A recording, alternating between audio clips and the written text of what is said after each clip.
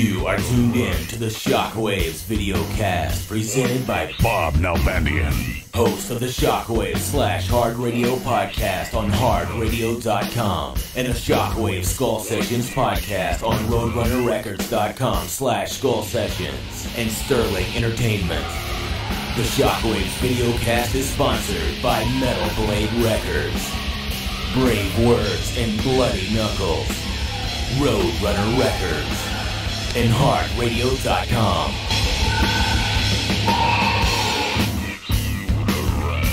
This episode features the legendary, pioneering hard rock heavy metal journalist JON SUTHERLAND. In the 60s, it was all AM. Yeah. And most of them had top 40 formats, and you could never break in unless you were you had a hit single.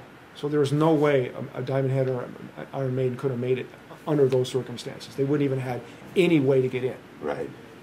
But then in the 70s, when they had FM radio stations, those kids were getting, the kids that did those shows were getting paid minimum wage. Yeah, yeah. I remember. Well, it was almost like college radio. Well, when KNAC, well, college radio came out of FM. Right. They were all FM signals.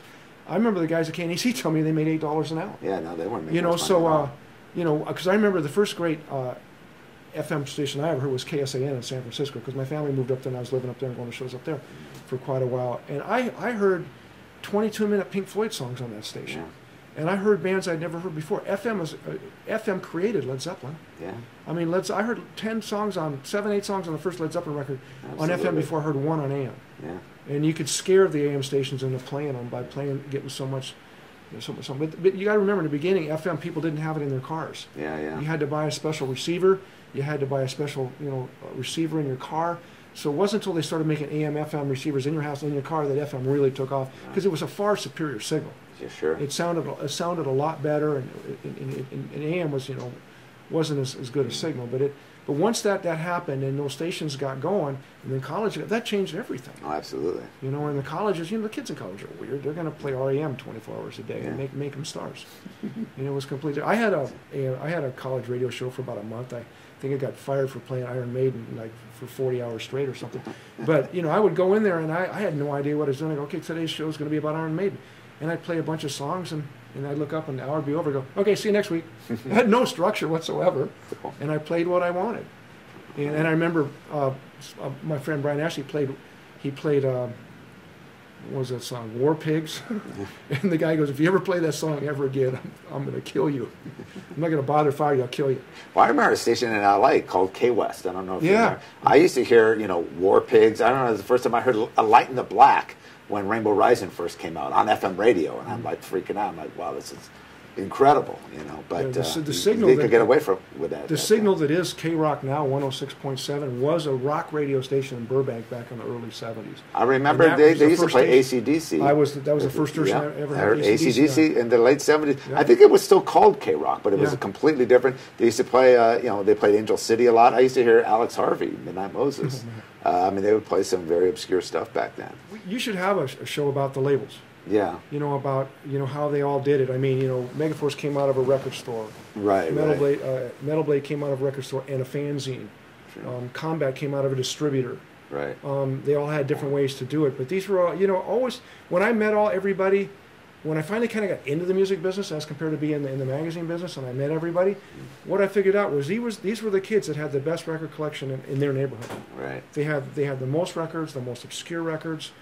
They were aware of the most bands. They went to the most shows. Most of them worked in record fans, stores. basically. They yeah. They worked in record stores. They if you looked in the Rolodex, they had home phone numbers of guys and bands you heard of. Yeah.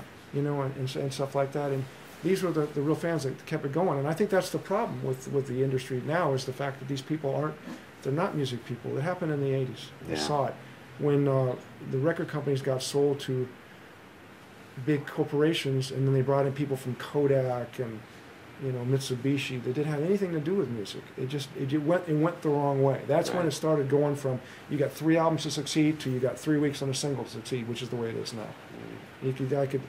I remember writing articles about how Napster was just a continuation of other things I'd already seen, because what happened in the 50s, there wasn't distribution for records, but there was distribution for books.